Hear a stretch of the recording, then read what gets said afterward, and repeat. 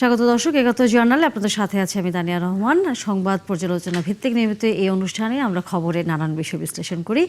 পত্রপত্রিকা, television, digital media ও news পোর্টালে যেসব খবর শিরোনাম হয়ে থাকে তা আমরা জানিয়ে দিই। সে খবরের সাথে যুক্ত মানুষদের আমরা সংযুক্ত করি আমাদের আলোচনার টেবিলে। আমাদের স্টুডিও এবং অনলাইনে সংযুক্ত থাকা অতিথিরা সেসব খবরের গভীরে ঢোকেন। আমাদের সাথে আজ আছেন বেশ কয়েকজন অতিথি এবং অনলাইনেও এরই মধ্যে যুক্ত হয়েছেন আমাদের সাথে সিনিয়র সাংবাদিক শামসুল আলম লিটন এবং একই সাথে স্টুডিওতে আছেন মোস্তাফিজুর রহমান বাবুল, বিএনপি দলীয় সংসদ সদস্য, এবং একই সাথে আছেন মুজিবুর রহমান মঞ্জু, চেয়ারম্যান এবি পার্টির। আপনাদের দুজনকেই স্বাগত জানাই এবং সময় দিয়েছেন তার জন্য ধন্যবাদ। ৭১ জার্নালে বেশ কিছুদিন ধরেই নানা রকম অভিযোগের মধ্যে একটি অভিযোগ প্রায় বিরোধী দলের পক্ষ থেকে আসলে শোনা যায়, সেটি হচ্ছে আইন শৃঙ্খলা পরিস্থিতির অবনতি হয়েছে। এটার অন্যতম কারণ হিসেবে আসলে আপনারা বলছেন যে সরকারের মনোযোগের পাশাপাশি স্বরাষ্ট্রমন্ত্রী খুব একটা তার দিকে খেয়াল রাখছেন না, নজর দিচ্ছেন না, অন্যান্য বিষয়ের দিকে তিনি একটু বেশি মনোযোগী হচ্ছেন। একটু বলবেন অন্যান্য কি বিষয়ের দিকে তিনি মনোযোগী হচ্ছেন বলে আপনাদের মনে হচ্ছে? দেশের পরিস্থিতি, আইন শৃঙ্খলা খুব একটা ভালো না এই মুহূর্তে। ধন্যবাদ দানি, আপনাকে। এখানে বাবুল ভাই আছেন আর লিটন ভাই আছেন অনলাইনে, দর্শকরা তো আছেনই, শুনছেন। প্রথম কথা হলো যে আইন শৃঙ্খলা পরিস্থিতি নিয়ে তো খুব উদ্বেগ ছিল আমাদের আগে। অন্তর্বর্তীকালীন সরকারের সময় সবচেয়ে যে বিষয়টা আলোচিত হয়েছে যে আইন শৃঙ্খলা পরিস্থিতির খুব উন্নতি হচ্ছে না, মব হচ্ছে, নিয়ন্ত্রণ নাই, পুলিশ কার্যকর না, সেনাবাহিনীও খুব বেশি। আগে আমরা সেনাবাহিনী শুনলে যেটা শুনতাম যে আসলেই একটা হয়তো সেই রকমের বিষয় নাই, তো সবাই মনে করছিল যে একটা রাজনৈতিক সরকার আসলে হয়তো কিছুটা পরিবর্তন হবে। তো স্বরাষ্ট্র মন্ত্রণালয়ে যিনি দায়িত্বে আছেন আমাদের সালাউদ্দিন ভাই, উনি বেশ অভিজ্ঞ মানুষ, প্রশাসনিক কাজ করেছেন, রাজনীতিবিদ, আগেও মন্ত্রী ছিলেন। তো প্রথম থেকেই আমরা দেখেছি যে উনি আমাদের যে সাংবিধানিক বিষয়গুলোতে খুব এঙ্গেজ ছিলেন। রাজনৈতিক সমঝোতার আমরা যে আলোচনাটা করেছিলাম যে আপনার ঐকমত্য কমিশন, সেখানে উনি লিড করেছেন বিএনপিকে। এবং আমরা দেখেছি বিএনপি দলের মোটামুটি সেক্রেটারি জেনারেলের প্যারালালে উনি খুব ইম্পর্টেন্ট রোল প্লে করছেন। অতীতে আমরা দেখি যে সরকারের মধ্যে যিনি সবচেয়ে গুরুত্বপূর্ণ ভূমিকায় থাকেন উনি সাধারণত এলজিআরডি মিনিস্ট্রিতে থাকেন। তো এলজিআরডিতে তো অ্যাকর্ডিংলি আমরা দেখলাম যে মহাসচিবকে দেওয়া হয়েছে, ভেরি গুড, কোনো অসুবিধা নাই।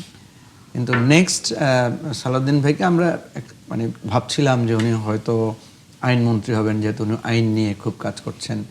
মাঝে মাঝে একটু গুঞ্জনও শুনলাম যে ডেপুটি প্রাইম মিনিস্টারের একটা পদও তৈরি হতে পারে।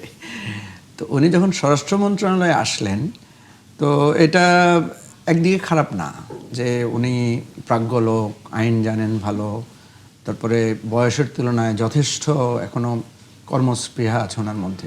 কিন্তু দুর্ভাগ্যজনকভাবে দেখা গেল যে উনি স্বরাষ্ট্র মন্ত্রণালয় সংক্রান্ত জায়গায় ওনার মনোযোগটা কম। উনি পার্লামেন্টে খুব মনোনিবেশ করেছেন, আইন নিয়ে উনি প্রচুর কথা বলছেন, ইভেন প্রধানমন্ত্রীর পক্ষ থেকেও উনি প্রতিনিধিত্ব করছেন। অনেক সময় দেখা গেল যে প্রধানমন্ত্রী আছেন, তারপরে উনি বক্তব্য রাখছেন, উনি স্পিকার আবার বলছেন যে উনি প্রধানমন্ত্রী হয়ে বক্তব্য রাখছেন। আচ্ছা, সেটা সমস্যা নাই।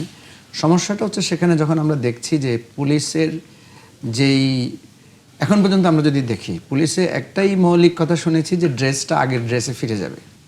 অর্থাৎ পুলিশ আগের যে মাঝখানে যে ড্রেস পরিবর্তন হয়েছিল সেটা করে তারা আগের ড্রেসে থাকবে। এছাড়া আর খুব বড় ধরনের কিছু নাই। কিছু পুলিশ অফিসারকে ইতিমধ্যে বাদ দেওয়া হয়েছে, কাউকে মানে বলা যায় রিটায়ারমেন্ট দেওয়া হয়েছে, আর্লি রিটায়ারমেন্ট দেওয়া হয়েছে, বা হয়তো 25 বছর পার হওয়ার পর দেওয়া হয়েছে। তাদের বিরুদ্ধে অভিযোগ হচ্ছে তারা পূর্ববর্তী সরকার বা ফেসিবাদের কোনো না কোনোভাবে তারা হয়তো পারপাস সার্ভ করেছেন, যেটা অনৈতিক ছিল, এ ধরনের কিছু হতে পারে। আমরা বিভিন্ন জায়গায় যে নিয়োগ পোস্টিংগুলো দেখেছি, আমি কয়েকটা মানে বলি যে যেমন ধরেন পুলিশ সপ্তাহে এ পর্যন্ত যতবার পুলিশ পদক দেওয়া হয়েছে, যত ক্রাইসিস হোক পুলিশ পদক সবসময় দেওয়া হয়েছে, কখনো এটা ব্যত্যয় ঘটেনি। ইভেন করোনাকালেও আমরা দেখেছি যে পুলিশ পদক দেওয়া হয়েছে। কাকে দেওয়া হয়েছে, কী বিবেচনায় দেওয়া হয়েছে, এগুলো নিয়ে বিতর্ক আছে। কিন্তু এবারে আমরা দেখলাম সেটা হচ্ছে পুলিশ পদক স্থগিত করা হয়েছে। অর্থাৎ পুলিশ পদকের জন্য যাদেরকে রেডি করা হয়েছিল, যাদের একটা এক ধরনের ডামি রিহার্সেলও করা হয়েছিল, পরে সেটা মানে স্থগিত করা হয়েছে। কেন করা হয়েছে? বলা হচ্ছে যে এখানে ইমপ্রপার এক ধরনের প্রপোজিশন তৈরি হয়েছে, অর্থাৎ যাদের পাওয়ার তারা পায় নাই, অন্যায্য লোকদেরকে দেওয়া হয়েছে। তো এটা আমার কাছে মনে হয়েছে যে এটা একটা ফেলিওর। 2 নম্বরে আমরা যেটা দেখেছি যে বিভিন্ন জায়গায় পুলিশে যাদেরকে পোস্টিং দেওয়া হচ্ছে সেখানে এক ধরনের দলীয় পোস্টিংয়ের বিষয়গুলো নিয়ে আলোচনা হচ্ছে, সেখানে দুর্নীতিরও কিছু কিছু হালকা অভিযোগ আছে। আর ফাইনালি আমরা যেটা দেখলাম পুলিশ সপ্তাহে, যেখানে প্রধানমন্ত্রী উপস্থিত থেকে বলছেন যে পুলিশকে আর ফেসিবাদী আমলের দলীয়করণের জায়গায় যাওয়া যাবে না, সেখানে একজন সিনিয়র পুলিশ অফিসার উনি এমন একটা বক্তব্য রাখলেন, সেটা লিখিত বক্তব্য, সেটাতে সবাইকে একটু বিব্রত করেছে। কারণ উনি একটা রাজনৈতিক দলের সাথে প্রতি ওনার একটা সফট কর্নার আছে, বাংলাদেশি জাতীয়তাবাদী আদর্শ নিয়ে বিশ্বাসী, এই ধরনের আদর্শে বিশ্বাসী আরও অনেক লোক আছে। আর অনেকেই কিন্তু নানাভাবে বঞ্চিত হয়েছেন, এবং তাদের বঞ্চিতরা যারা, তাদের কিন্তু ইতিমধ্যে প্রমোশন এবং ডিউ, তাদের পাওনা দেওয়া এগুলো কিন্তু এক ধরনের ম্যানেজারিয়াল জায়গা থেকে সলভ হয়েছে। এখন এরকম যদি ধরেন আরও নিচের দিকে পুলিশ অফিসাররা আছে, সবাই যদি তাদের অফিসিয়াল কোনো বক্তব্যে গিয়ে সবাই যদি, মানে আপনি কি তাহলে মনে করেন যে এখনো দলীয়করণের প্রক্রিয়াটি আসলে চলমান আছে? এটা এই সমালোচনাটা হচ্ছে, এই সমালোচনাটা হচ্ছে। আমার কাছে মনে হচ্ছে যে পুলিশ আগে যেভাবে ছিল, যে যেই দলে আসে পুলিশ তার এই একটা পারসেপশন তৈরি হয়েছে, এটা সালাউদ্দিন ভাইয়ের একটা ফেলিওর। আচ্ছা, মোস্তাফিজুর রহমান বাবুল, আপনার কাছে আসতেছি, আপনিও কি এই ফেলিওর দেখেন? বা দলীয়করণের জায়গাটা নিয়ে বারবার বিরোধী দল বলছে যে প্রশাসন, বিশেষ করে পুলিশ প্রশাসন এখনো সে আগের জায়গায় অবস্থান করছে, শুধু সরকার পরিবর্তন হচ্ছে। পুলিশ প্রশাসন ঠিক আগের জায়গায় অবস্থান করছে না। আসলে 2024-এর জুলাই আগস্টের রক্তক্ষয়ী অভ্যুত্থানের পরে পুলিশ প্রশাসন ভেঙে পড়েছিল। তো সেই ভেঙে পড়া পুলিশ প্রশাসনকে আবার আপনার দাঁড় করানো, পুনর্গঠিত করবার কাজে হাত দিয়েছে বর্তমান নির্বাচিত সরকার। এবং বর্তমান নির্বাচিত সরকারের বয়স সবে 3 মাস। আমার মনে হয় আরেকটু সময় দিতে হবে এই পুলিশ প্রশাসনকে পুনর্গঠিত করা, পুলিশ প্রশাসনকে ফাংশনাল করা, অ্যাক্টিভ করা। তার জন্যে আরও কিছুটা সময় আমাদের সকলকে দিতে হবে, একটু অপেক্ষাও করতে হবে। তো যেমন ধরেন যে এবার পুলিশ সপ্তাহে আপনার পুলিশ পদক প্রদান করা হয় নাই। পুলিশের একটা আপনার তালিকাও তৈরি হয়েছিল পদক প্রদান করার জন্যে। সেই তালিকা নিয়ে আপনার গণমাধ্যমে প্রশ্ন উত্থাপিত হয়েছে। গণমাধ্যমে উত্থাপিত প্রশ্নকে বিবেচনায় নিয়ে, আমলে নিয়ে বর্তমান সরকার পুলিশ পদক প্রদানের সিদ্ধান্ত থেকে আপনার সরে এসছে এবং আপনার সেই তালিকা যাচাই বাছাই করবার সিদ্ধান্ত নিয়েছে। আমার ধারণা তালিকা যাচাই বাছাই করে তালিকাটাকে আপনার বিতর্ক মুক্ত করে সামনে আপনার পুলিশ পদক প্রদান করা হবে, এটা আমি বিশ্বাস করি আর কি। আর 12 তারিখে, ফেব্রুয়ারির 12 তারিখে জাতীয় সংসদ নির্বাচন অনুষ্ঠিত হওয়ার পরে 17ই মার্চে না, 17ই মার্চে শপথ কি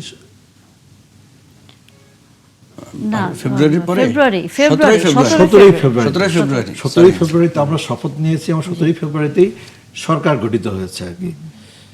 তো ফলে আপনার এই যে আপনার এই 3 মাস সময়ের মধ্যে আপনার আমার মনে হয় বলাটা সঙ্গত হবে না, বলাটা খুব ন্যায্য হবে না যে আইন শৃঙ্খলা পরিস্থিতির আপনার অবনতি ঘটেছে, না।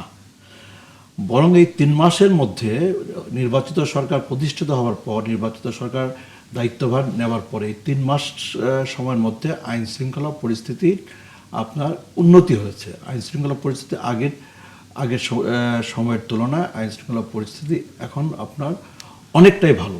আমরা আরও ভালো চাই, আইন শৃঙ্খলা পরিস্থিতি আরও উন্নতি চাই। আমরা আপনার আইনের শাসন চাই, ন্যায় বিচার চাই, পুলিশ আপনার জনবান্ধব পুলিশ চাই, পুলিশের গ্রহণযোগ্যতা বৃদ্ধি পাক সেটা চাই, মানবিক পুলিশ চাই, পুলিশের আচরণে কর্মকাণ্ডে আমরা পরিবর্তন চাই।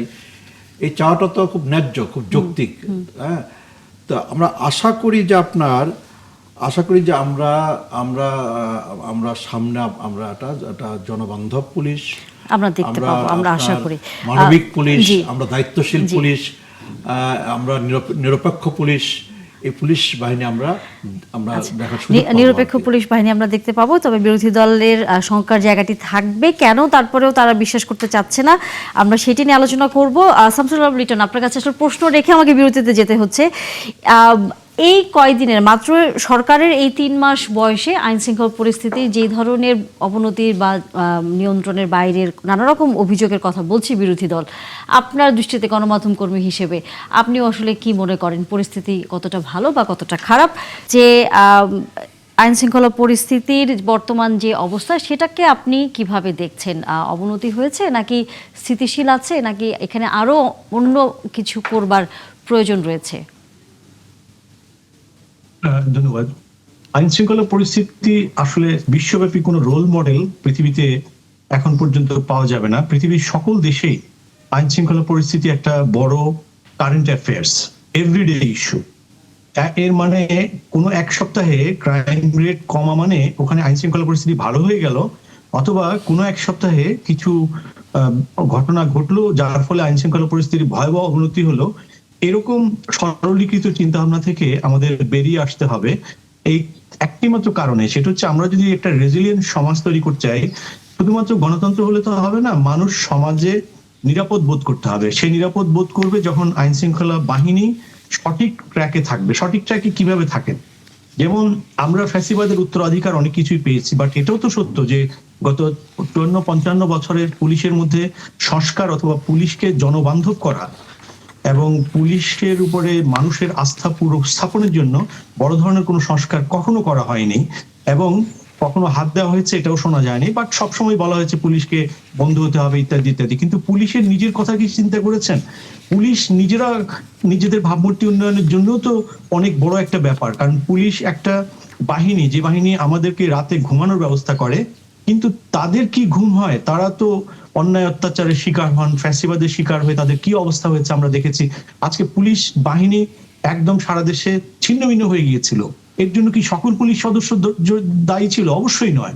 পুলিশের ভিতরে অল্প কিছু শীর্ষ কর্মকর্তা আর মিড লেভেলের কিছু কর্মকর্তার কারণে লক্ষ লক্ষ পুলিশের সদস্যদেরকে কিন্তু ভিকটিম হতে হয়েছে। তাই পুলিশের সংস্কার কিভাবে হবে? আমার মনে হয় আমাদের মধ্যে বাংলাদেশের যে বর্তমান নির্বাচিত প্রধানমন্ত্রী, অবিসংবাদিত নেতা, তিনি কিন্তু 17 বছর লন্ডনে ছিলেন এবং লন্ডনে তিনি দেখেছেন ইউনাইটেড কিংডমে পুলিশ বিশ্বের অন্যতম একটা রোল মডেল।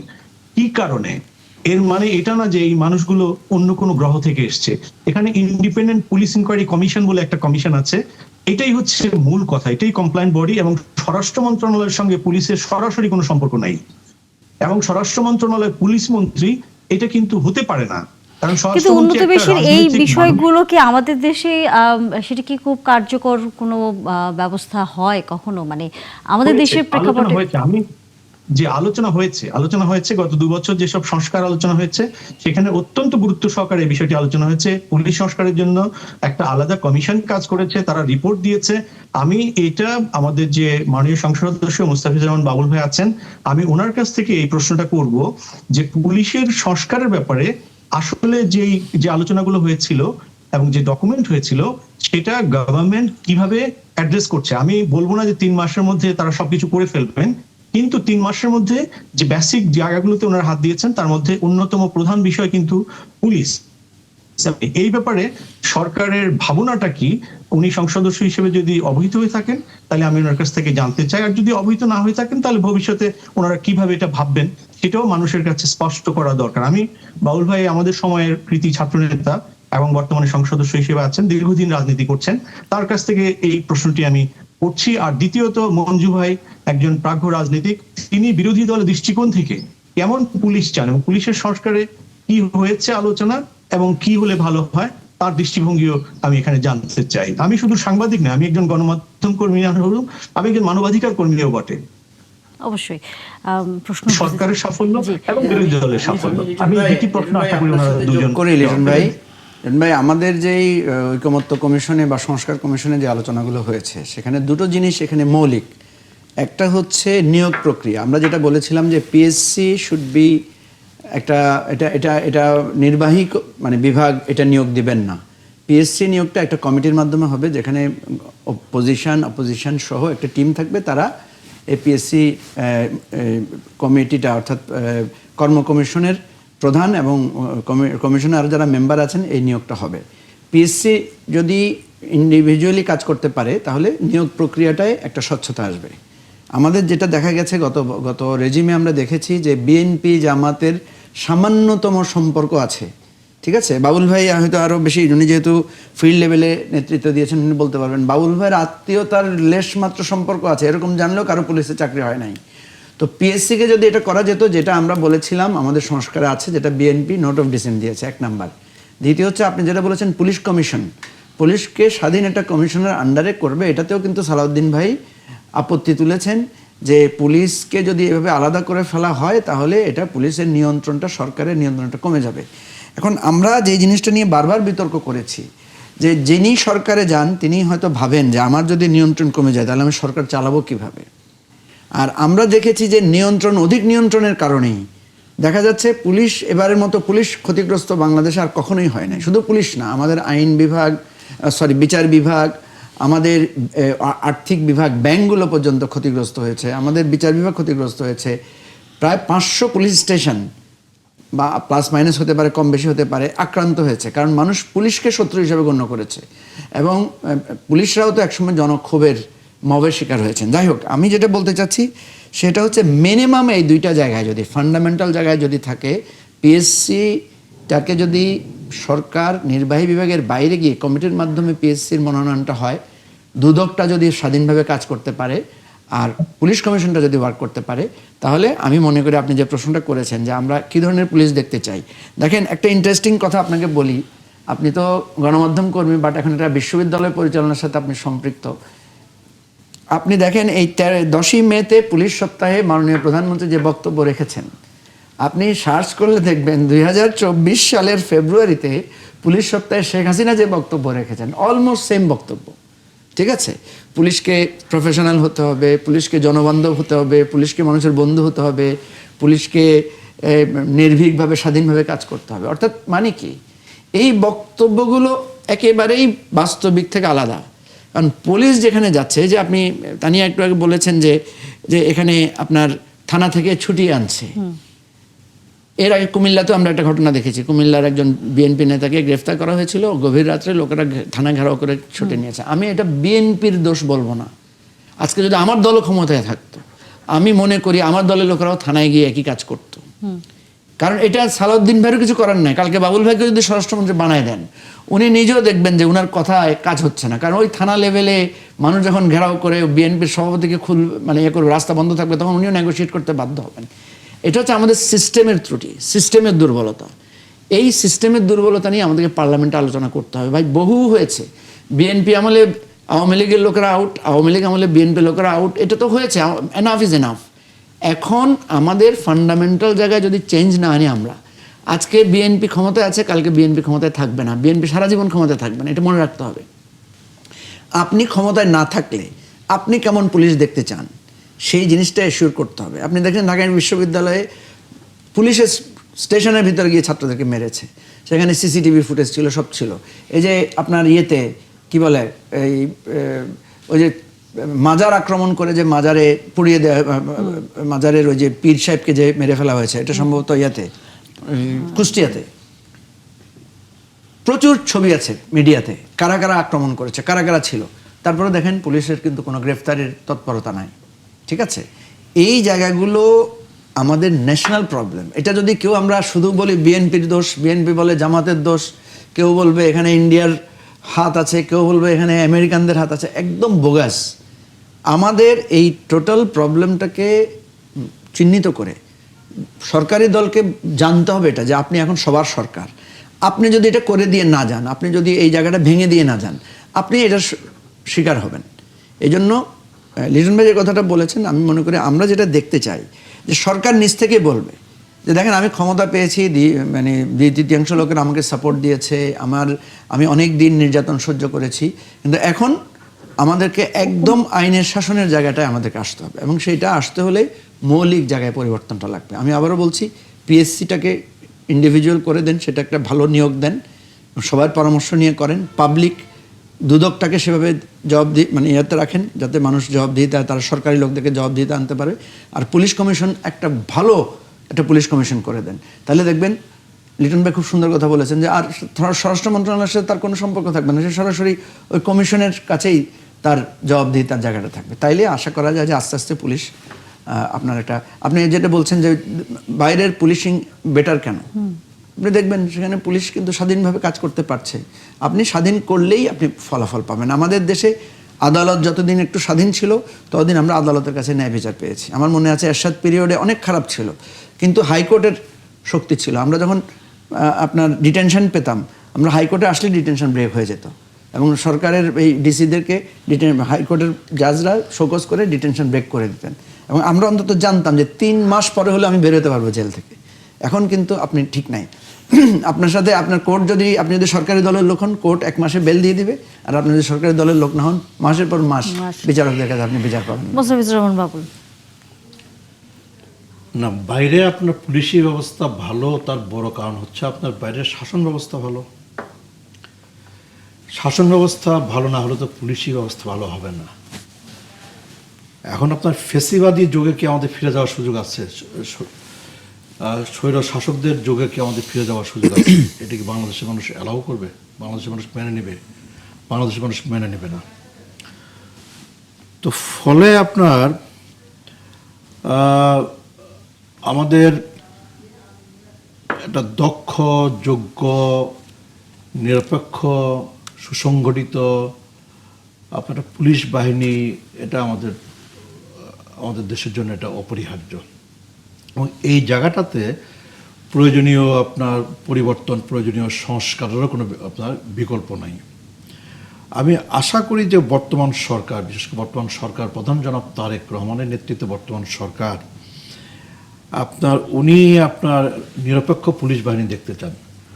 উনি বলেছেন যে অপরাধ নির্মূল করতে হবে, অপরাধ দমন করতে হবে, এবং অপরাধীকে আপনার আইনের আওতায় আনতে হবে। উনি বলেছেন যে অপরাধীর কোনো দল নাই, অপরাধী কোন দলের সেটা দেখবারও দরকার নাই।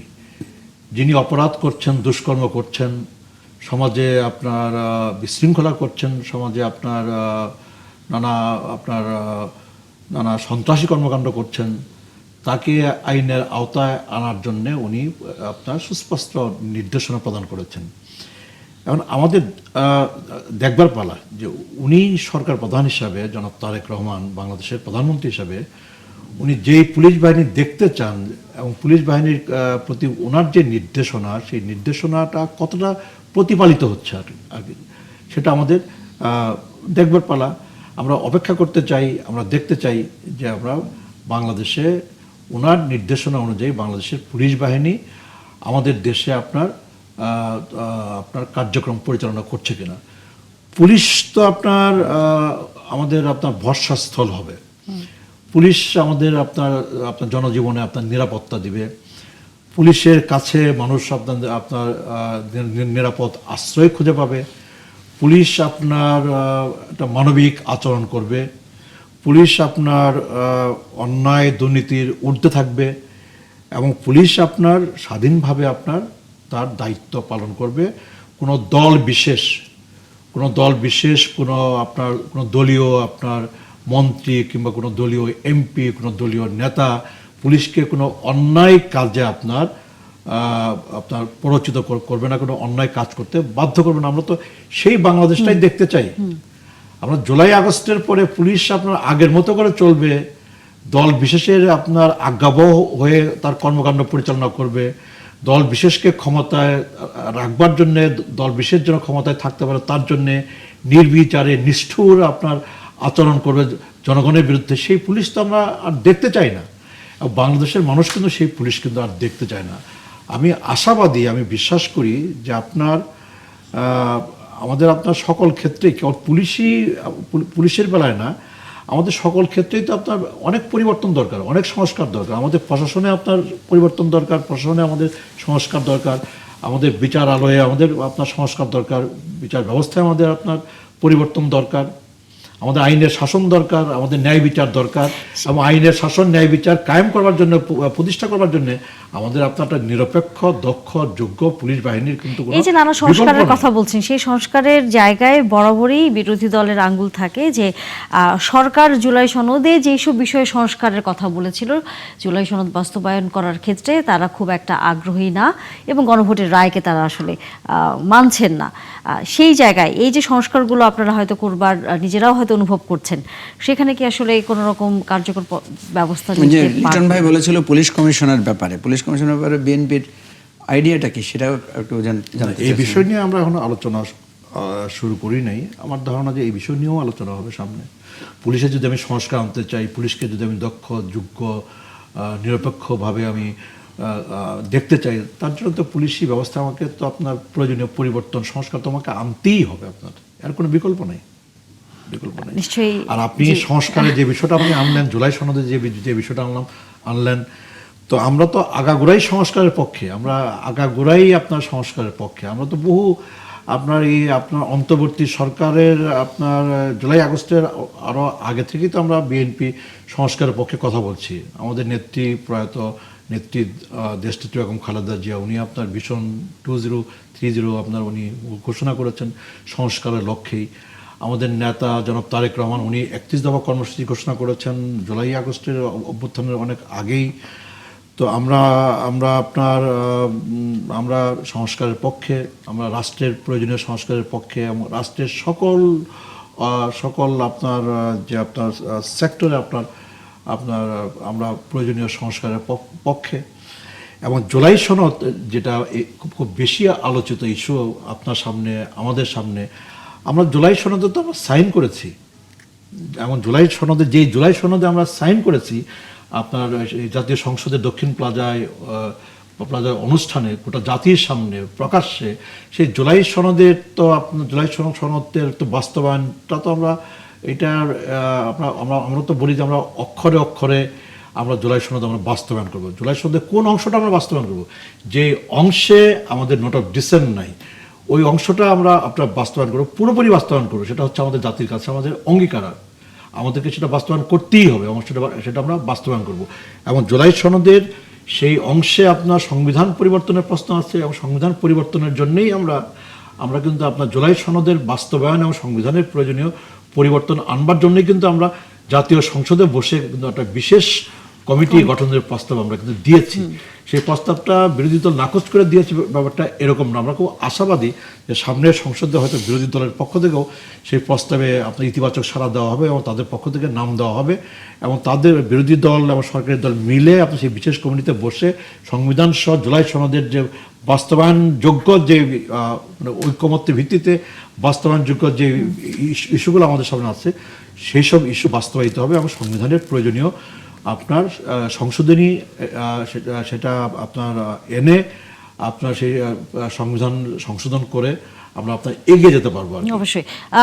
মুজিবুর রহমান মঞ্জু, আস্থার সংকটটি আসলে কোথায় হচ্ছে? মানে সরকার তো দায়িত্ব নেওয়ার পর থেকে বলেছে যে জুলাই সনদ তারা পুরোপুরি বাস্তবায়ন করবে। মাত্র 3 মাসের মতো সময় হয়েছে এই সরকারের, সামনের দিনগুলো তো আছে। তারপরেও কেন আপনাদের খালি বারবার মনে হচ্ছে এখানে সরকার আন্তরিক? দেখেন, আস্থার সংকটটা তো পুরনো। আপনি যখন আমরা সংস্কার নিয়ে আলাপ করলাম, আমরা যখন আপনার ঐকমত্য কমিশনে আলাপ করলাম, সেখানে বিএনপির যে 31 দফা আছে, 31 দফাতে কিন্তু এই কথাগুলো বলা আছে। বিএনপির প্রমিস, বিএনপি বলেছে উচ্চকক্ষ চাই, লিখে আছে। আমরা বলছি ওকে, উচ্চকক্ষ এভাবে হবে। বিএনপি ওটাতে একমত হয় নাই। এখানেই পার্থক্য, আস্থার সংকটটা কোথায়। আমরা বলেছি পিএসসিকে একটা কমিটির মাধ্যমে করা হবে। ওনারা কিন্তু বলেছেন যে আমরা ক্ষমতার ভারসাম্য আনতে চাই, সরকারকে জবাবদিহিতা আনতে চাই। সরকার কার কাছে জবাবদিহিতা করবে? সরকারকে চেক দেওয়ার জন্য একটা স্বাধীন বিচার বিভাগ দরকার। সরকারকে চেক দেওয়ার জন্য সরকার কর্মকর্তা কর্মচারীরা যাতে দুর্নীতিতে জড়িয়ে না পড়ে, দুর্নীতি দমন কমিশনটা স্বাধীন থাকতে হবে। আচ্ছা, দুর্নীতি দমন কমিশন যদি সরকার নিজেই বানায়, সে কি সরকারকে ধরতে পারবে? পুলিশ কমিশন থাকতে হবে। আমরা বলেছি যে পিএসসিটা হতে হবে এমনভাবে যে পিএসসি হবে রাষ্ট্রের, পিএসসি কোনো দলীয় ইয়েতে থাকবে না। তারপরে দেখেন নির্বাচন কমিশনের নিয়োগটাও আমরা বলেছি যে এটা একটা কমিটির মাধ্যমে হতে হবে। আর তত্ত্বাবধায়ক সরকার, যে তত্ত্বাবধায়ক সরকারটা হবে, এই সরকারের পরে তত্ত্বাবধায়ক সরকারের অধীনে নির্বাচন হবে। বেশি না, এই যে দেখেন উচ্চকক্ষ, পিএসসি, পুলিশ কমিশন, মানবাধিকার কমিশন, স্বাধীন বিচার বিভাগ, নির্বাচন কমিশন, তত্ত্বাবধায়ক সরকার এবং দুদক। এই 7-8টা জিনিস যদি সরকারের নিয়ন্ত্রণের বাইরে রেখে একটা রেগুলেটরি বডি আকারে থাকে, যেটার প্রতি মানুষের আস্থা থাকবে, তাহলে দেখবেন কোনো সরকার আর স্বৈরাচার হবে না। এবং সরকারকে আস্তে আস্তে জনবান্ধব হতেই হবে, পুলিশকে জনবান্ধব হতে হবে, বিচারপতিদেরকে বিচারের জায়গায় তাদেরকে একটা মানে ওই যে সুপ্রিম জুডিশিয়াল কাউন্সিলের মাধ্যমে যদি নিয়োগ হয়, তাহলে দেখবেন বিচারক নিয়োগ নেওয়ার কারণ কোনো প্রশ্ন নেই। আপনি দেখেছেন আমাদের এখানে বিচারপতিরা পালিয়ে গেছে এবারে, অতীতে যেটা কখনোই হয় না। আপনি কথায় কথায় দেখবেন আমাদের বন্ধুরা নেপালের উদাহরণ দেয়। নেপালে যখন সরকার পরিবর্তন হয়েছে, দায়িত্ব দেওয়া হয়েছে কাকে? একজন এক্স চিফ জাস্টিসকে। আমাদের দেশে এরশাদের যখন পতন হয়েছে, এরশাদের পতনের পরে কাকে মানে অন্তর্বর্তীকালীন সরকারের প্রধান বানানো হয়েছে? এরশাদের সরকারের সময় যিনি প্রধান বিচারপতি ছিলেন তাকে। তাহলে আমাদের এবারে আমরা কিছুই পেলাম না কেন? এবার কেউ আমরা একমত হই নাই যে এই সরকারের অতীত একজন বিচারপতিকে বানানো হোক। আসছে, কেউ তো আসে নাই। সেই ডক্টর ইউনূসকে 3 দিন, উনি অসুস্থ, 3 দিন পরে এনে একজনের উপর আমাদেরকে ডিপেন্ড করতে হয়েছে।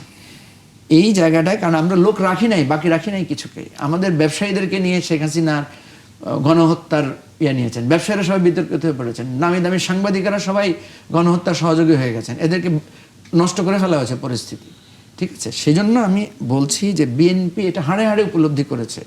কিন্তু দুর্ভাগ্যজনকভাবে হচ্ছে আপনি যেটা বলেছেন আস্থার সংকটটা কোথায়, আমরা যখন ঐকমত্য কমিশনে গিয়েছি তখন আমরা অবাক হয়েছি।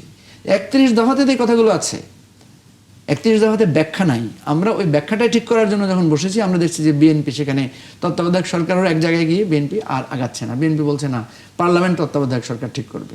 বিএনপি বিচার বিভাগের এই যে দেখেছেন তো যে এই অধ্যাদেশটা হয়েছে সেটাকে আইনে পরিণত করে নাই, ফলে বিচার বিভাগ আবার আগের জায়গায় চলে গেছে। এখন বিচারক নিয়োগ হবে আইন মন্ত্রণালয় থেকে, মন্ত্রীরা যাকে চাইবে তাকে নিয়োগ দিবে। অথচ ইন্টারিমের সময় আপনি দেখেন একটা নিয়োগ হয়েছে, সেখানে কিন্তু একটা সুপ্রিম জুডিশিয়াল কমিটির মধ্যে দিয়ে হয়েছে, এবং যারা যারা বিচারপতি হতে চায় তারা তাদের সিভি জমা দিয়েছে, তাদের একটা ফর্মাল ইন্টারভিউর মধ্য দিয়ে তাদেরকে নিয়োগ দেওয়া হয়েছে। এইভাবে স্বচ্ছতা জবাবদিহিতে আসলে গণতন্ত্রটা সাস্টেইনেবল হবে। এবং দেখেন পৃথিবীর বহু দেশে প্রেসিডেন্ট থাকছে, প্রেসিডেন্ট বদলে যাচ্ছে, কাউকে জেলে যেতে হচ্ছে না। আমাদের প্রেসিডেন্ট বদলালে হয় কবরে যেতে হয়, নাহলে জেলখানায় যেতে হয়। শেখ হাসিনা তো এমন ব্যক্তি, কবর আর জেলখানার বাইরে উনি ভারতে উড়াল দিতে হয়েছে। তো এটা কি আমাদের জন্য কোনো গুড এক্সাম্পল না তো? এবং এই জায়গাটাই আমরা বোঝানোর চেষ্টা করছি, বিএনপিকে এটা বোঝানোর চেষ্টা করছি। আপনারা 2/3 মেজরিটি পেয়েছেন, গণতন্ত্র টিকে থাকলে আপনি যদি আগামীবার নির্বাচনে হেরেও যান, পরের বার যদি এই গণতান্ত্রিক এই মানে সচলতা থাকে, আপনি আবার নির্বাচিত হতে পারবেন। শেখ হাসিনাকে আমরা এটা বোঝানোর চেষ্টা করেছিলাম যে আপনি তত্ত্বাবধায়ক সরকার দিয়ে ক্ষমতা ছেড়ে দেন।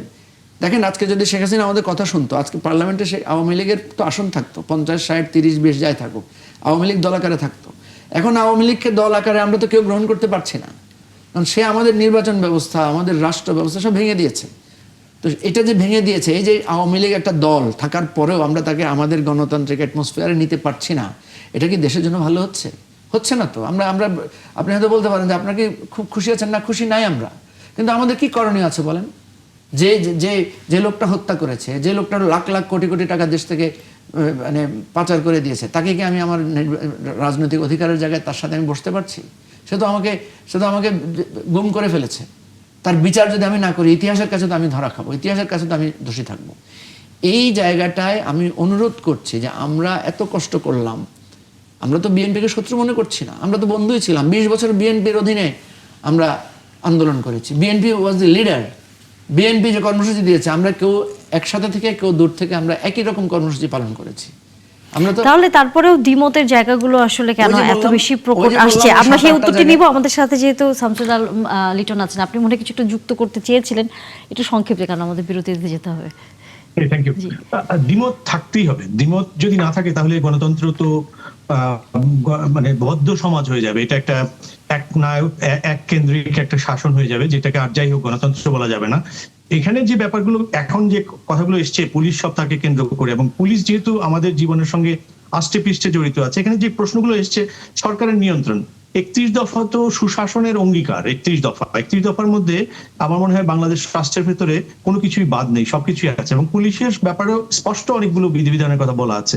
এবং যেটা মঞ্জু ভাই বলছিলেন যে পুলিশ কমিশনের কথা সেখানে আলোচনা হয়েছে, এবং কিছু কিছু বিষয় হয়তো বিএনপি নোট অফ ডিসেন্ট দিয়েছে। কিন্তু আমার মনে হয় যে জিনিসটি, সেটি হচ্ছে প্রধানমন্ত্রী পার্লামেন্টে স্পষ্ট করে বলেছেন জুলাই সনদের অক্ষরে অক্ষরে বাস্তবায়ন করা হবে। এর মধ্যে জুলাই সনদের ভেতরে পুলিশের ব্যাপারে স্পষ্ট কথা বলা আছে যাতে জনগণের পুলিশের উপর আস্থা আসে। তো সেই জায়গাটা মোস্তাফিজ ভাই খুব ভালো বলেন, কিন্তু এক্ষেত্রে এখনো আলোচনা হয়নি, তিনি স্বীকার করেছেন। আমার মনে হয় যে মানুষ হয়তো জানতে চাইতে পারে যে এই যে 31 দফা সুশাসনের অঙ্গীকার, এখানে পুলিশ সবচেয়ে গুরুত্বপূর্ণ বিষয়গুলোর মধ্যে একটা, বিচার বিভাগ গুরুত্বপূর্ণ বিষয়গুলোর মধ্যে, এর মধ্যে কোন কোন জায়গায় বিএনপি সংস্কারের কথা বলছে এবং কোন টাইম লাইনের মধ্যে এই জিনিসগুলো আস্তে আস্তে আইনে রূপায়িত হবে, এবং কখন একজন পুলিশ অফিসার নির্বিঘ্নে প্রধানমন্ত্রীর নির্দেশনা অনুসারে অপরাধীকে অপরাধী বলে চিহ্নিত করবে। আর পুলিশের জন্য একটা বড় অসুবিধা আমাদের সবার, পুলিশ ছাড়া আমরা যারা শুনছি অনুষ্ঠান, সবার দয়া করে একটা জিনিস কিন্তু বুঝতে হবে, পুলিশকে গরম সিটের উপর বসে কাজ করতে হয় এবং অপরাধীরা কিন্তু ক্ষমতাকে ব্যবহার করতে চাইবে, এটা সারা পৃথিবীর নিয়ম। এবং ক্ষমতার মধ্যে থেকে কিছু দুষ্ট লোক সবসময় তার যে দল এবং সরকারকে কিন্তু দুর্নাম করার জন্য অথবা নানাভাবে বিতর্কের মধ্যে ফেলে দেবে। যদি সরকার সুশাসন করে, সুশাসন নিশ্চিত করতে চায়, 31 দফা বাস্তবায়ন করতে চায় এবং প্রধানমন্ত্রী জুলাই সনদের কথা বলছেন, তাহলে পুলিশকে অবশ্যই যে অঙ্গীকার, নির্বাচনী অঙ্গীকার, সে অনুসারে পুলিশকে স্বাধীনভাবে কাজ করার পরিবেশটি সরকার দেবে বলেই যারা আমরা গণতন্ত্র প্রিয় তারা আশা করতে পারি। কিন্তু সরকারি দলকে এ ব্যাপারে স্পষ্ট করে কতগুলো জিনিস মানুষের সামনে তুলে ধরতে হবে, তা না হলে যে নানা ধরনের বক্তব্য বলা যায়, নানা ধরনের অপতথ্য, সেটি আসলে মানুষকে বিভ্রান্ত করতে পারে এবং একই সাথে আসলে সেটা প্রশাসনের উপরে প্রভাব ফেলতে পারে। মুজিবুর রহমান মঞ্জু, আপনার কাছে একটু আসি, সেটি হচ্ছে আপনি একটি বক্তব্য দিয়েছেন যে বিএনপি এবং আওয়ামী লীগের মধ্যে যে পার্থক্য সেটি সাধারণ মানুষ নির্ধারণ করবে। এখনই কি পার্থক্য নির্ধারণ করার মতো পরিস্থিতি তৈরি হয়েছে দেশে, আপনার কাছে মনে হয়? না, আমার বক্তব্যটা ছিল এরকম যে শ্রেণী চরিত্রের দিক থেকে বিএনপি আওয়ামী লীগের মধ্যে পার্থক্য নাই। কেন বলেছিলাম আমি কথাটা, সেটা হচ্ছে যে আপনি যদি দেখেন বিএনপি আওয়ামী লীগ এক ধরনের ফ্যামিলি, এটাকে কি বলে, যে উত্তরাধিকার রাজনীতিটা পরিচালিত আছে। যেমন জিয়া রহমান থেকে ওনার স্ত্রী, ওনার স্ত্রী থেকে ওনার ছেলে, ঠিক তেমনিভাবে আওয়ামী লীগে আমরা যদি দেখি বঙ্গবন্ধু শেখ মুজিব থেকে শেখ হাসিনা, এবং পরবর্তীতে আমরা যেটা দেখলাম শেখ হাসিনা তার কন্যাকে গ্রুম করার চেষ্টা করেছেন। তারেক রহমানের মধ্যে আমরা দেখছি যে জাইমা রহমানকে উনি পলিটিক্যাল এক ধরনের ট্রেনিংয়ের মধ্যে দিয়ে উনি রেখেছেন। এই জায়গায় এই দৃষ্টিকোণ থেকে বিএনপি আওয়ামী লীগের মিল আছে। দ্বিতীয় হচ্ছে শ্রেণী চরিত্রের মিলের জায়গায় আমরা দেখেছি যে বিএনপি আওয়ামী লীগকে কিন্তু আপনি এক ধরনের সেকুলার রাজনীতির ধারা বলতে পারেন, কারণ তাদের মধ্যে আমি দেখছি এক ধরনের ইনক্লুসিভিটি আছে। মুক্তিযুদ্ধ, ধর্ম, এগুলোকে ইনক্লুড করার এক ধরনের তাদের মানে ওপেননেস আছে। মানে আমি পজিটিভলি বলছি, পজিটিভলি এই জায়গায় বিএনপি আওয়ামী লীগের মধ্যে কোনো পার্থক্য নাই। এবং এমন হতে পারে, যেমন দেখেন বিএনপি দলের মধ্যে আপনি দেখেন যে বাউল ভাইয়ের কথাই ধরেন, উনি কিন্তু বাম রাজনীতি করে এসেছেন, কিন্তু উনি বিএনপিতে স্বচ্ছন্দে বিএনপি করতে পারছেন। আবার আপনি যদি দেখেন বিএনপিতে কোনো একজন মাওলানা হুজুর, উনিও গিয়ে বিএনপি করতে পারছেন। আওয়ামী লীগের মধ্যেও আপনি গেলে দেখবেন ছাত্র ইউনিয়ন ব্যাকগ্রাউন্ডের মতিয়া চৌধুরীর মতো একদম ভেটারান মানে লেফট উইং পলিটিশিয়ান, উনি আওয়ামী লীগ করেছেন।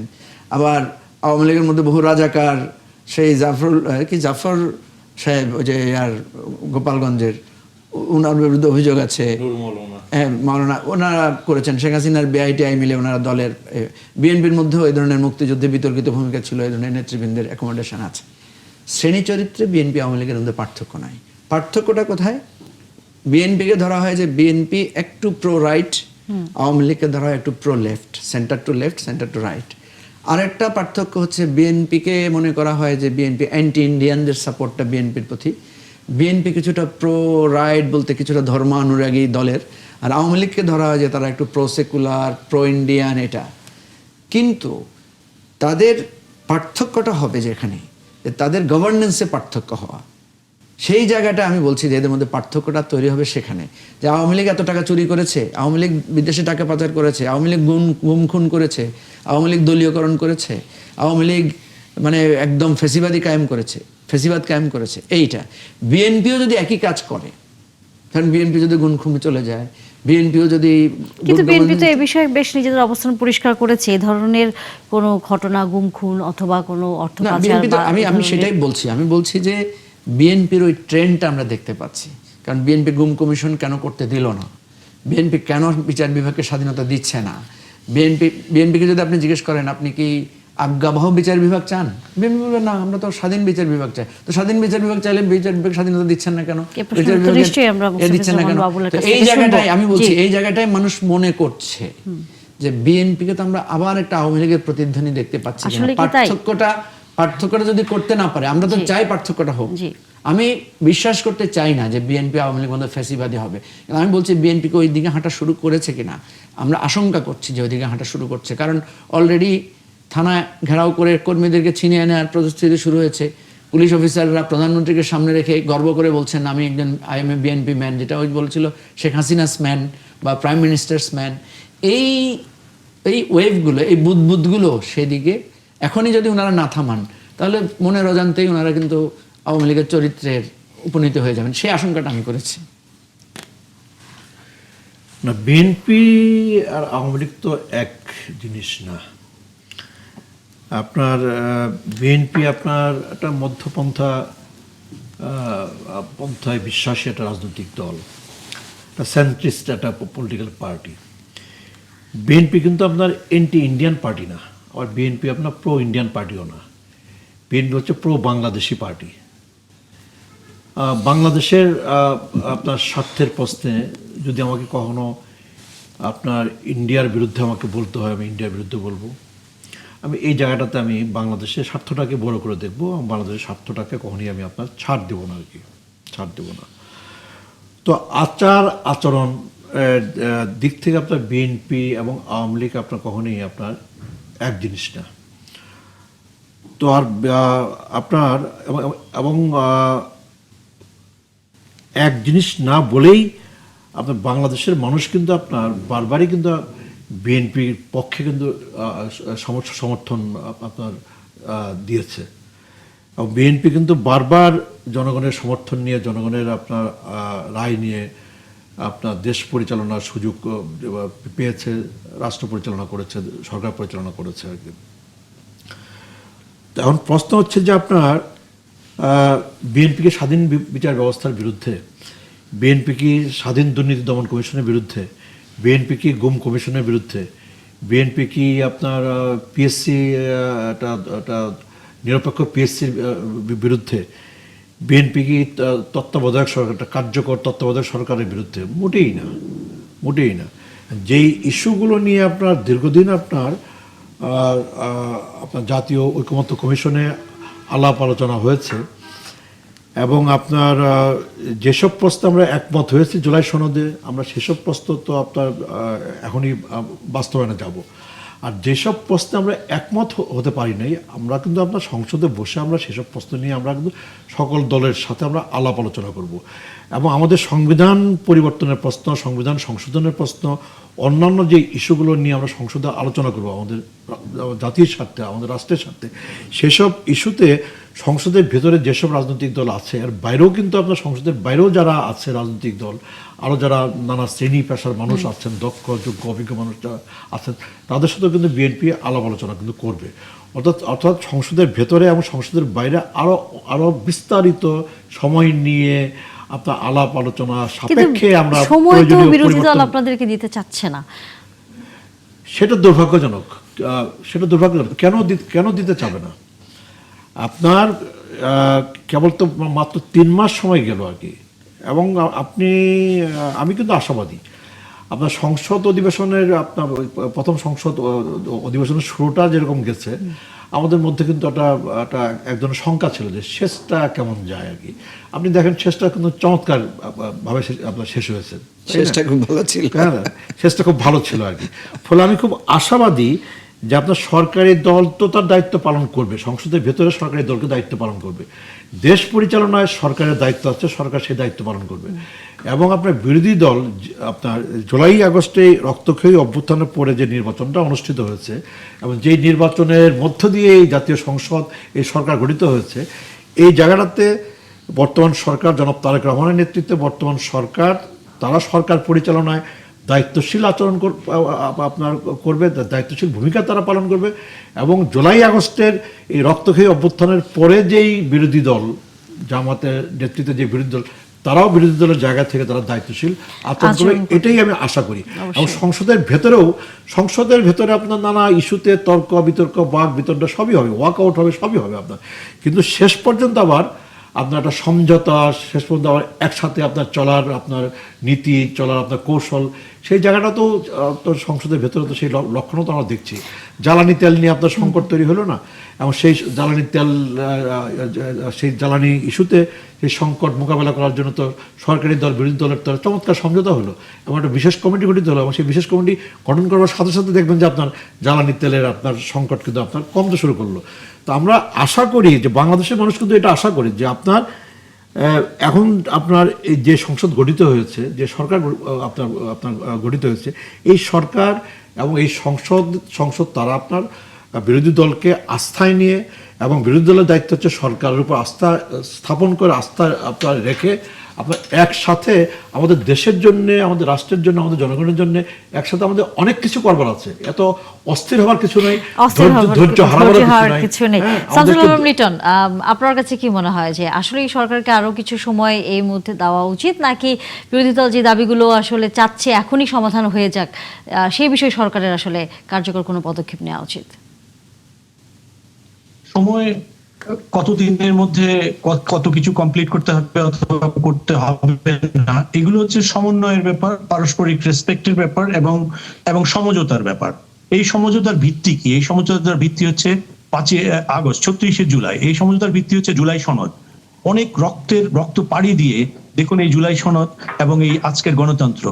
2 বছর হতে আরো 3 মাস বাকি আছে। এই 3 মাসের মধ্যে অবশ্যই জুলাইয়ের শক্তি যদি ব্যর্থ হয়, তাহলে দেশে ফ্যাসিবাদ ফিরে আসবে কোনো না কোনো ভাবে। আমরা কেউই সেটি চাই না। এবং আজকে মুস্তাফিজুর রহমান বাবুল ভাইরা যে সংগ্রাম করেছেন, মঞ্জু ভাইরা যে সংগ্রাম করেছেন, সেই সংগ্রামের সঙ্গে কিন্তু আমাদের পেছনে ফিরে কেউই যেতে চাইবে না। আমরা দুনিয়াব্যাপী মানবাধিকারের সংগ্রাম করেছিলাম কেন? দেশের মানুষ যাতে গণতন্ত্র ফিরে পায়, তার মানবাধিকার ফিরে পায়। এবং আপনারা যখন এই অনুষ্ঠানটি চলছে, তখন অপরাধীরা জেলখানায়, তাদেরকে আইসিটিতে প্রতিদিন যে তারা যে বিচারের মুখোমুখি হচ্ছে, অকল্পনীয় যে বাস্তবতা, যে অর্জন বাংলাদেশ অর্জন করেছে 36শে জুলাইয়ে, 15 বছরের যে দীর্ঘ ফ্যাসিবাদ বিরোধী সংগ্রামের মাধ্যমে রক্তের যে সাগর পাড়ি দিয়ে এটি অর্জন হয়েছে। কেউ তো এর আগে কোনোদিন আওয়ামী লীগকে নিষিদ্ধ করার কথা বলেনি। ঠিক মুসলিম লীগ যেভাবে সময়কে ধারণ করতে পারেনি, হারিয়ে গেছে ইতিহাসের অন্তরালে, আর আওয়ামী লীগকে কেউ নিষিদ্ধ করার কথা বলেনি। গণহত্যার মধ্যে দিয়ে তারা নিজেরাই পালিয়ে গেছে। কখন ফিরে আসবে সেটা জনগণ ঠিক করবে, কিনা আর কোনোদিন ফিরে আসবে কিনা সেটাও জনগণ ঠিক করবে। কিন্তু গণতন্ত্র যদি ব্যর্থ হয়, আর ফ্যাসিবাদের মূল্য বাংলাদেশ দিতে পারবে না। অনেক রক্ত পায়ের কথা মনে করুন তো, আমরা সবাই আমাদের যে দুঃস্বপ্নের রাতগুলোর কথা মনে করুন তো, যে গুমের কথা মনে করুন তো, কিভাবে এই চোখগুলো, গুম হয়ে যাওয়া মানুষগুলোর সঙ্গে আমরা হোল নেশন কিভাবে আমরা তাদেরকে অশ্রদ্ধা করতে পারি। সো সেটাই হচ্ছে ঐক্যের ভিত্তি। আগামী 3 মাসের মধ্যে সরকার এবং বিরোধী দলের ভিতরে এই ঐক্যটি আসলে থাকাটা খুব জরুরি। যতই দ্বিমত থাকুক না কেন, দেশের স্বার্থে আসলে ঐক্যটি জরুরি। আলোচনা করতে চাই দেশের বাইরের খবর এবং সবার নজর, বিশেষ করে আন্তর্জাতিক গণমাধ্যমগুলো চীনে এরই মধ্যে ডোনাল্ড ট্রাম্প অবস্থান করছেন, সেই খবরটা নিয়ে এরই মধ্যে যুক্ত হয়েছেন আমাদের সাথে অধ্যাপক কাজী মাহবুবুর রহমান, রাজনীতি এবং আন্তর্জাতিক সম্পর্ক বিশ্লেষক। অনেক ধন্যবাদ আমাদের সাথে যুক্ত হয়েছেন অধ্যাপক কাজী মাহবুবুর রহমান। আপনার দৃষ্টিতে কি মনে হচ্ছে, চীনে এই মুহূর্তে ডোনাল্ড ট্রাম্প অবস্থান করছেন, 3 দিনের সফর, সেখানে ইরান যুদ্ধ নিয়ে আলোচনা হবে, তাদের বাণিজ্যিক অনেক বিষয় নিয়ে আলোচনা হবে, কি মনে হচ্ছে আলোচনা কি ফলপ্রসূ হবে? আপনাকে ধন্যবাদ। আসলে আলোচনা ফলপ্রসূ হবে এটা তো সেই পরিস্থিতির ইঙ্গিত দেয় না। এটি আমার কাছে মনে হচ্ছে যে এটা রুটিন ওয়ার্কের মতোই। বিশেষ করে আমেরিকান প্রেসিডেন্ট তো পৃথিবীর বিভিন্ন দেশেই যান, তাদের বাণিজ্য এবং অন্যান্য রাজনৈতিক বিষয়গুলোতে যে সকল আপডেট থাকে অথবা কোনো বিষয়গুলোতে আবার নতুন করে আপডেট করতে হয়, সেই সকল বিষয়ে আলাপ করতে যান। তবে এখন যেহেতু একটা জিও পলিটিক্যাল ইস্যু হয়েছে মধ্যপ্রাচ্যকে কেন্দ্র করে, বিশেষ করে ইরান এবং হরমুজ প্রণালীর ব্যাপার, আমার কাছে এটাও মনে হচ্ছে যে এই প্রসঙ্গে আলাপ হবে। কিন্তু যেভাবে স্বার্থগত বিষয়ে আমেরিকা এবং চীন ইরান এবং হরমুজ প্রণালী বা মধ্যপ্রাচ্য ইস্যুতে একে অপরের বিপরীত অবস্থান করছে, সেখান থেকে কোনো ধরনের ঐকমত্য বা কোনো ধরনের সফল আলোচনা এই বিষয়ে অন্তত সম্ভব না। বাণিজ্য এবং অন্যান্য ক্ষেত্রে হতে পারে, তবে বাণিজ্য ক্ষেত্রেও তো মার্কিন যুক্তরাষ্ট্রের অবস্থান অনেক কঠোর অবস্থান। তো সেই জায়গা থেকে হয়তো কতটা নমনীয় হবেন এবং এই প্রেক্ষিতে হওয়ার কথা হতো না, কারণ আজকে আমেরিকার যে অবস্থাটা মধ্যপ্রাচ্যে, সেটার জন্য তো বহুলাংশে চীন দায়ী। সুতরাং এখানে কি কারণে চীনের প্রতি উদার হবে, আবার বাণিজ্যের ক্ষেত্রে একে অপরের যে নির্ভরশীলতা আছে সেটাও কিন্তু অস্বীকার করা যায় না। যে সকল ক্ষেত্রে পারস্পরিক নির্ভরশীলতা আছে সেগুলো ক্ষেত্রে তারা পরস্পরই উদার হবেন এবং বাণিজ্য চালিয়ে যাবেন। কিন্তু যেখানে তাদের কোনো ডিপেন্ডেন্স নাই সেখানে কিন্তু তারা স্ট্র্যাটেজিক মানে পলিসি গ্রহণই করবে। অর্থাৎ আপনার কাছে মনে হচ্ছে যে এটি রুটিন ওয়ার্কের মতোই সফর, কিন্তু সেখানে যে বিষয়গুলো নিয়ে আলোচনা হবার কথা এবং সেখান থেকে কোনো ভালো কিছু আসবার যে আশা আসলে বিশ্বের অন্যান্য দেশগুলো করছে, আপনি সেই সম্ভাবনা দেখছেন না। শামসুল আলম লিটন, বলা যায় মার্কিন যুক্তরাষ্ট্র এবং চীন এক অর্থে তো দুজন আসলে শত্রুই পারস্পরিক, আমরা এটা বলতেই পারি। এবং সেখানে যখন ইরানের যুদ্ধে চীনের সরাসরি সমর্থন থাকে, সেখানে যখন মার্কিন প্রেসিডেন্ট চীনে অবস্থান করে বিষয় নিয়ে যদি আলোচনা করেন, যুদ্ধবিরতি নিয়ে, এরই মধ্যেই মার্কিন প্রেসিডেন্ট বারবারই বলেছেন যে এটি এখন লাইফ সাপোর্টে চলে গেছে, অর্থাৎ এই যুদ্ধবিরতি নিয়ে বা এই সামনের যুদ্ধ হবে কিনা এটি নিয়ে আসলে এখন মার্কিন যুক্তরাষ্ট্রের তেমন একটা মাথা ব্যথা নেই। সেখানে এই বিষয়টি নিয়ে কি আলোচনা হতে পারে বলে আপনার কাছে মনে হয়, বা কোনো ধরনের ফয়সালা বা সিদ্ধান্ত কি আসার সম্ভাবনা আছে, নাকি একেবারেই সেটি কাগজে কলমে শুধু লেখাই থাকবে যে আলোচনা হয়েছে বা হবে? জি, তিনি চীনের সঙ্গে কোনো একটা, এটা একটা রুটিন ওয়ার্ক, প্রফেসর মাহমুদ ঠিকই বলেছেন, এটা এখানে কোনো স্পেশাল এজেন্ডা ডিক্লেয়ার করা হয়নি ওয়াশিংটন থেকে। সুতরাং ধরে নেওয়া যায় যে কারেন্ট অ্যাফেয়ার্সের এখন ডোনাল্ড ট্রাম্পের সামনে আগামী 2 থেকে 3 সপ্তাহের মধ্যে বড় ধরনের একটা তাণ্ডবের মতো একটা হামলা চালানো ছাড়া আর কোনো বিকল্প নেই। কারণ তিনি অলরেডি হেরে বসে আছেন। তিনি ইসরায়েলকে অত্যন্ত ব্লান্টলি সাপোর্ট করতে গিয়ে মার্কিন যুক্তরাষ্ট্রের যে আন্তর্জাতিক ভাবমূর্তি এবং পশ্চিমা মিত্রদের, নেটোর মিত্রদের সঙ্গে অনেক দূরত্ব তৈরি হয়েছে। জার্মানি এবং ফ্রান্সের মতো শক্তিগুলো তার সঙ্গে এই যুদ্ধে নেই, মার্কিন যুক্তরাজ্য তার সঙ্গে এই শক্তিতে নেই। সুতরাং তিনি একা হয়ে পড়েছেন এবং তিনি এখন চীন এবং রাশিয়াকে যদি নিউট্রাল করতে পারেন, তাহলে তিনি তার পরবর্তী যে সর্বশেষ তাণ্ডবটি চালানোর মতো নানা রকমের রিজনেবল গ্রাউন্ড দেখা যাচ্ছে তার বিভিন্ন কর্মকাণ্ডের মধ্য দিয়ে। তিনি শান্তি আলোচনাটাকে যখন তিনি আইসিইউতে পাঠিয়ে দেন অথবা তিনি ভয়েড ডিক্লেয়ার করেন, তখন বিশ্ব শান্তির জন্য সবচেয়ে উদ্বেগের কারণ হয়ে যায় নেতানিয়াহুর পর ডোনাল্ড ট্রাম্প। সুতরাং একজন যুদ্ধাপরাধী আইসিসি দ্বারা আরেকজন যুদ্ধাপরাধের মতো যথেষ্ট অপরাধ ইতিমধ্যে সংগঠন করেছেন। সুতরাং চীন ইতিমধ্যে তার যে রিডাক্টেন্সি ইরার ব্যাপারে জানিয়ে দিয়েছে। সুতরাং এই সফর মীমাংসিত বাস্তবতার উপরে আছে এবং ডোনাল্ড ট্রাম্প এখানে ব্যর্থ হয়ে ফিরবেন এবং এখান থেকে তিনি আসলে তার বিশ্ব শান্তির কোন শক্তি এখন আর তার সঙ্গে নেই। আমরা বিশ্ববাসী আগামী 2-3 সপ্তাহ অথবা পরবর্তী সময়গুলোতে যে ইসরায়েলি নেতানিয়াহু এবং ডোনাল্ড ট্রাম্পের যৌথ তাণ্ডব থেকে পৃথিবীকে অথবা সভ্যতাকে রক্ষা, শুধু ইরানের ব্যাপার তো নয়, এটা হোল ওয়ার্ল্ডের একটা ব্যাপার এসে গেছে, পিস, স্ট্যাবিলিটি এন্ড ইকোনমিক যে রিয়ালিটি। তো এইটা চীন অবশ্যই, অর্থাৎ সামনে আবারও যুদ্ধ হবার একটি সম্ভাবনা আপনি দেখছেন বলে যতটুকু আসলে বোঝা যায়। আবার ইরানের সাথে যুদ্ধ না বলে একতরফা যুদ্ধ, তো অবৈধ যুদ্ধ। সুতরাং তাণ্ডব শব্দটা আমি তাই যদি হয়, মুজিবুর রহমান মঞ্জু, যদি সামনের দিনগুলোতে আমরা আবারও দেখি যে এই ইরান যুদ্ধ আবার শুরু হয় মার্কিন যুক্তরাষ্ট্র এবং ইসরায়েলের সাথে, তাহলে আমরা তো এই বিরতির আগে যে অবস্থা দেখেছিলাম যে জ্বালানি সংকট থেকে শুরু করে এক ধরনের অর্থনৈতিক চাপও আসলে পড়েছিল আমাদের মতো দেশে। তাহলে সামনের দিনগুলোতে সরকারের এই বিষয়টি নিয়ে কি ধরনের এখনই পরিকল্পনা নেওয়া উচিত বলে আপনার কাছে মনে হয় যে সামনে বাংলাদেশের? হ্যাঁ, আচ্ছা, বাংলাদেশ সরকারের তো অ্যাকচুয়ালি আমি বলি কি, আমাদের কথা একটা আছে না, সাবধানতার মান নাই। যেমন দেখেন, যখন যুদ্ধ শুরু হয়েছিল পৃথিবীর বহু দেশ কিন্তু সাথে সাথে পদক্ষেপ নিয়েছে, বাংলাদেশ একটু বিলম্ব করেছে। যুদ্ধ শুরু হয়েছে দেখি, এবং আমি সরকারের নীতি নির্ধারণী জায়গায় 2 এক জায়গায় কথা বলেছি, স্বয়ং প্রধানমন্ত্রীর সাথে আমি কথা বলেছি। আমি বলেছিলাম যে আপনি একটা জেনারেল অ্যাপিল করেন সবাইকে যে যুদ্ধ হচ্ছে, আমাদের কি কি ক্ষতি হতে পারে, আমাদের রেমিটেন্সের উপর চাপ পড়তে পারে, আমাদের জ্বালানি সরবরাহে ঘাটতি হতে পারে। আপনি যদি একটা জেনারেল অ্যাপিল করেন তখন এটা আমাদের একটা ইউনিটি তৈরি করবে এবং আমরা এ ব্যাপারে কি কি সমাধান হতে পারে। তখন হতো কি, এই তেল সংকট নিয়ে একে অপরের বিরোধিতা একটা কমে আসতো। যাই হোক, এটা অনেক পরে এসে ওনারা করেছেন, ততক্ষণে কিন্তু কিছু ডিজাস্টার তো আমাদের হয়ে গেছে। তেলের দাম যে আমরা এখন বাড়ালাম এবং মাঝখানে যারা মজুত করেছিল তারাই কিন্তু লাভবান হয়েছে। এখন কিন্তু ধরেন অভিযোগ তোলা যায় যে আমরা দেখি মজুতদারি কারা করে, সবসময় সরকারের প্রভাবে যারা থাকে, সরকারের আশ্রয় প্রশ্রয় যারা থাকে তারাই মজুতদারি করে। তো এখন ওই বিতর্ক তোলা যায় তুললে, কিন্তু আমি যেটা বলছি যদিও আমাদের প্রফেসর মাহবুব এবং লিটন ভাই বলছেন যেটা রুটিন, কিন্তু আমি তো খুবই ট্রাম্পকে তো খুব বিশ্বাস করা খুব কঠিন। যে কোনো কিছু তিনি যে কোনো সময় করতে পারেন। উনি চায়নায় গিয়ে এমন অদ্ভুত কাণ্ড ঘটাইতে পারেন যেটা আমরা ভাবতেও পারি না। ঠিক আছে, তো এই জন্য আমি যেটা মনে করি যে এই মানে সফরটা যদিও রুটিন সফর, কিন্তু সারা বিশ্বের চোখটা সেখানে আছে। আমরা যেটা দেখছি যে বাণিজ্য ঘাটতির জায়গাটায় যেটা যে ট্যারিফটা বসানো হয়েছিল চায়নার উপরে, অন্যান্য জায়গায় কিছুটা সমাধান হয়েছে, কিন্তু চায়নাটা কিন্তু সে আবার চেপে ধরেছে। তো এটাও একটা কিছু হতে পারে এখানে ট্যারিফের তাদের যে ঘাটতিটা আছে এটার একটা কিছু ইঙ্গিতবহ সমাধানের পথ থাকতে পারে। তাইওয়ানের ইস্যুটা, এআই নিয়েও তাদের মধ্যে এক ধরনের মানে মেধাসত্ব নিয়ে এক ধরনের মানে এক ধরনের সম্পর্কের ঘাটতি আছে, সেটার ব্যাপার থাকতে পারে।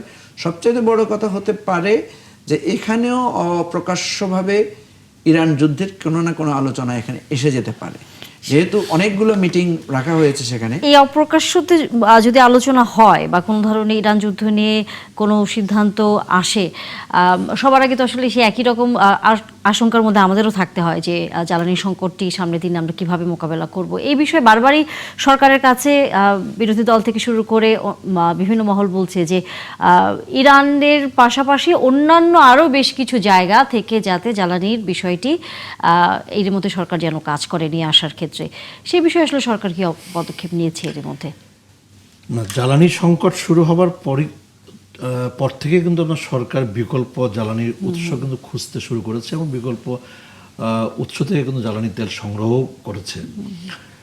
এবং যেহেতু যুদ্ধ শেষ হয়ে যায় নাই, ফলে জ্বালানি সংকট যে শেষ হয়ে গেল এমনটা ধরে নেওয়ার কোনো কারণ নাই। এমনটা ধরে নেওয়াটা হবে আপনার বোকামি। ফলে আপনার সরকারকে বিকল্প উৎসের সন্ধান সরকার করেছে, এই উৎসের সন্ধান করতে হবে এবং বিকল্প উৎস থেকে জ্বালানি তেল সংগ্রহের আপনার প্রচেষ্টা অব্যাহত রাখতে হবে আর কি। তো জ্বালানি সংকট থেকে আমরা বর্তমান মুহূর্তে আমরা অনেকটা আপনার বেরিয়ে আসতে সক্ষম হয়েছি। আপনার সেই ক্ষেত্রে আপনার সরকারের আপনার সিদ্ধান্ত, সরকারের আপনার বাস্তবসম্মত পদক্ষেপ গ্রহণ করবার কারণেই এটি সম্ভবপর হয়েছে। এবং সেই ক্ষেত্রে আপনার বিরোধী দলের আপনার সমর্থন সহযোগিতাও এটাকেও ইতিবাচকভাবে আপনার দেখতে হবে আপনার। তখন যে বৈঠকটা আপনার অনুষ্ঠিত হচ্ছে আপনার চায়নাতে, এই বৈঠকটা কিন্তু আপনার অনেক বছর পরে এই বৈঠকটা অনুষ্ঠিত হচ্ছে। এই বৈঠক ইটসেলফ এই বৈঠকটা কিন্তু আপনার একটা ইতিবাচক বৈঠক আর কি। তো যে বিশ্ব পরিস্থিতির মধ্যে আমরা আছি, যে আপনার সংঘাতময় বিশ্ব পরিস্থিতির মধ্যে আছি, যে যুদ্ধ পরিস্থিতির মধ্যে আমরা আছি, এই পরিস্থিতি থেকে তো আমরা সবাই বের হতে চাই এবং সারা বিশ্ব আপনার তাকিয়ে থাকে যে আমাদের বৃহৎ আপনার শক্তিধর দেশগুলো তারা এই যুদ্ধ বন্ধ করার জন্যে, উত্তেজনা প্রশমনের জন্যে, আমাদের শান্তি কায়েম করবার জন্যে, আমাদের মানব সভ্যতাকে রক্ষা করবার জন্য, আমাদের ভবিষ্যৎ প্রজন্মকে রক্ষা করবার জন্য তারা আপনার একটা যৌথভাবে আপনার একটা ইতিবাচক উদ্যোগ, ইতিবাচক পদক্ষেপ গ্রহণ করবে। এটা তো আমরা আমরা এবারের বৈঠকেও আসলে আমরা আসলে আশা করছি। আশা করি যে এই বৈঠকের মধ্য দিয়ে ইরান যুদ্ধ বন্ধ করা, বিশ্বে একটা শান্তি প্রতিষ্ঠা করা, উত্তেজনা প্রশমন করার জন্য কিছু ইতিবাচক আপনার সিদ্ধান্ত হবে। করতেই পারে। অবশ্যই আমরাও সেই আশা করি। আজকে আলোচনা শেষ করতেছি। অনেক ধন্যবাদ আপনাদেরকে এবং একই সাথে আমাদের সাথে অনলাইনে যেসব অতিথিরা যুক্ত ছিলেন আপনাদেরও ধন্যবাদ। আগামীতে আবারও কথা হবে। দর্শক, ৭১ জার্নালে ছিলেন এতক্ষণ, তার জন্য আপনাদেরও ধন্যবাদ।